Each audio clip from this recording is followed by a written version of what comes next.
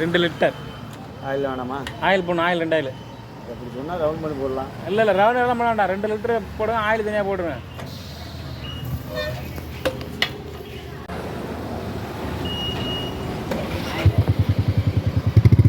Oil போடுறேன்னா 2 oil 2 litre.